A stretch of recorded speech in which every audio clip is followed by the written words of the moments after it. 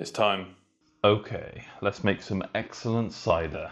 So I'm going to measure the gravity of the apple juice first. So this is some premium Asda juicy and refreshing apple juice, never from concentrate. So this is some pure stuff over here. It does smell excellent, much better than the from concentrate stuff. So, but it is a lot more expensive.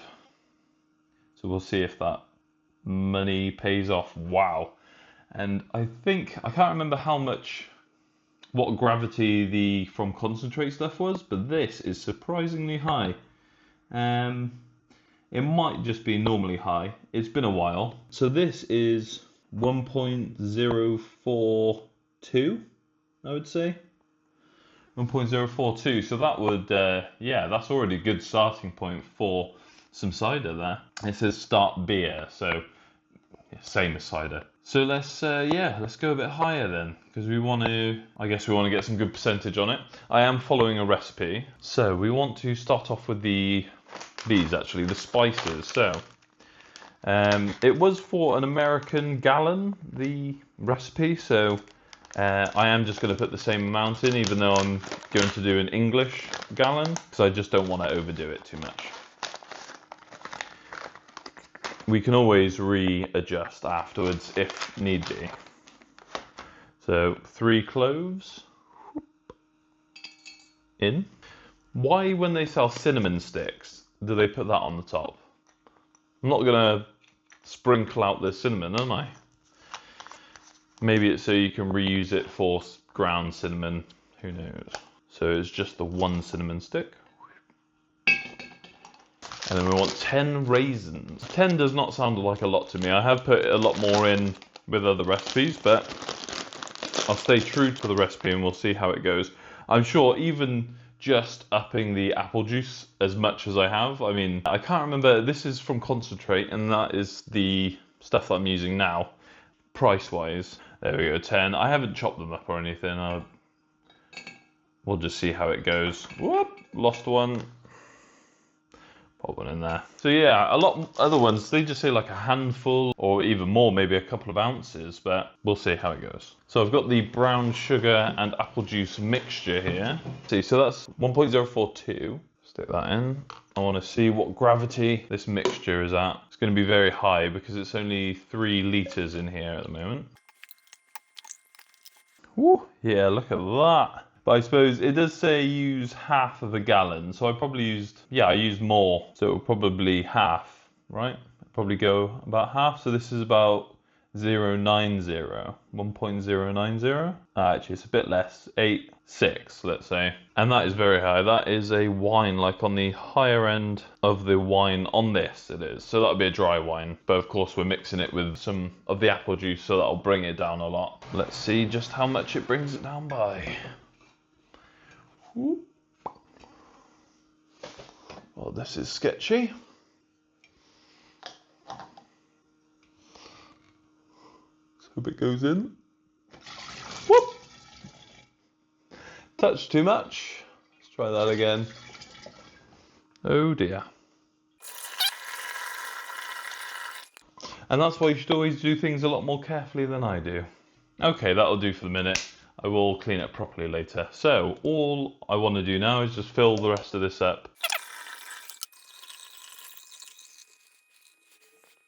Okay, that'll do. I just want to shake this up, get it all mixed together nicely. Okay, let's test this gravity one more time. That's looking very high. Okay, let's just leave it at that. Oh, there's a beautifully even 1.070. So I am recording on my phone, so I can't do the calculations. I'll pop some calculations up on the screen to say how much I'm expecting. I do want to finish this at 1.020 to keep the sweetness, because that would be nice and sweet. Well, actually, that's more of a start of the sweet, but I think that's a good level to go for.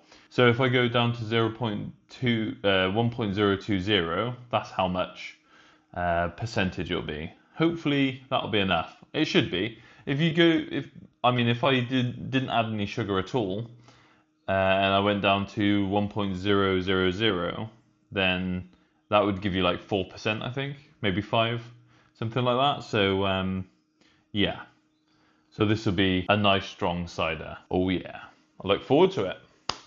This is like going to be the best cider I've made. Don't forget the yeast. We've got some lovely cider yeast, still using this stuff. This is my second packet now. Got quite a lot of use out of that first one.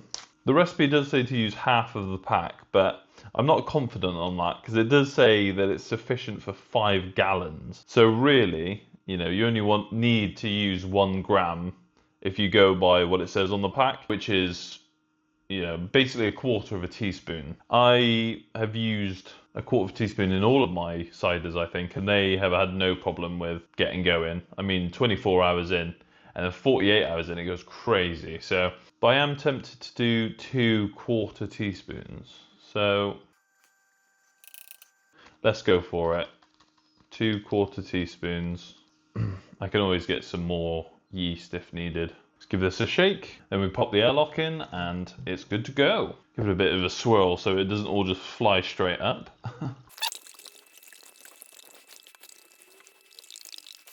Beautiful. Airlock. I'll have to go and get some water. Pop that in. And we're good to go. So summer is finally here. And by summer I mean spring. But in the UK it might as well be summer. It's almost as good. So it's time to try my cider and I'm looking forward to it. So this is extremely strong. It went up to about 10% because I left it for like 2 months. But you know, life goes on. So maybe we've got a happy accident and I'm gonna call it my a carbonated scrumpy. So let's see if it has carbonated first. Right, you ready for the pop? Hopefully it's good. Find a good way of opening it.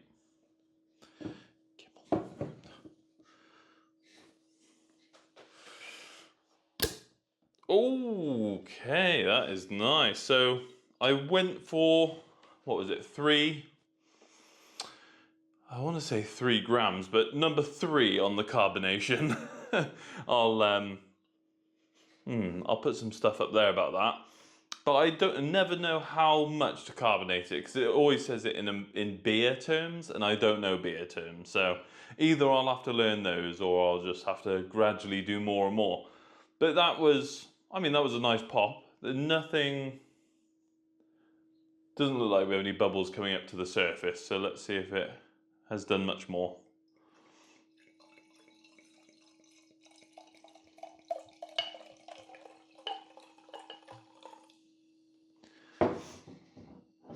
Ooh. Okay, yeah, we got some bubbles. Yeah, not too bad. Would a normal cider be more carbonated than that? Quite a lot, wouldn't it? Yeah. Yeah, so maybe we need to go 4 or 5 on the carbonation. I did put a little bit more in than expected as well, so this is even more carbonated than what it said for a number 3. I can't remember what it is, 3 grams, 3 something. Anyway, we'll find out. Let's give it a try. Smells amazing. Yeah, I mean, I would only use this. I keep wanting to call it organic cider, organic apple juice, but really it's just pure apple juice. There's no filtering, nothing, no from concentrate. So this is just pressed apples put in a bottle and sent to the shop. So yeah, smells really good. Let's give it a go. Could definitely be with more carbonation. That is strong. I did sweeten it up a bit as well. I'll have to check how much I sweetened it up by, but I think this is on the medium dry range, so I didn't want to put too much sweetener in it really. Yes, very dry. Ooh, strong, good stuff.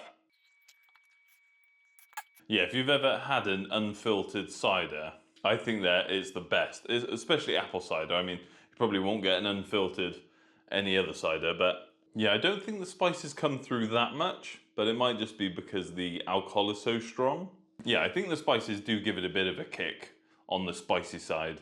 But yeah, I mean, this could work as like a mulled cider, I think. Yeah, a nice warm mulled cider. Yeah, that would go down a treat. Maybe put something berry-like with it. Some people put like blackcurrant squash in it, something like that.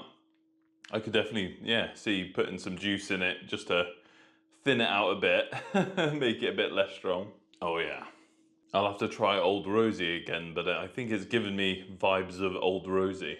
Just put this in a gallon jug and you're good. Just sip on it all day. Oh yeah. Well, I definitely see myself drinking a lot more of this. Not right now, but definitely later. You can really see the difference between the apple juice by concentrate and not from concentrate. I mean, I know this is super cloudy. I don't know what people's opinions on cloudy cider is, because I have no problem with it. I find a lot of the really strong ciders, like Old Rosie, don't tend to be clear. That's more for like filtered ciders, and yeah, they filter a lot of the flavour out, it turns out. So yeah, I think I would only use proper apple juice going forward. For me, the quality outweighs the price like tenfold. It's, yeah, I mean, you're doing this to enjoy it, right? So there's no point in only doing it cheaply, unless you really want to make it cheap. I'll put the different price points up for how much it costs. I know this one's going to cost a lot more because the apple juice from concentrate is like, I want to say like 50p for a litre of it. So, and this was £2 for a litre. So, you know, it's a lot more, but it's a lot more satisfying.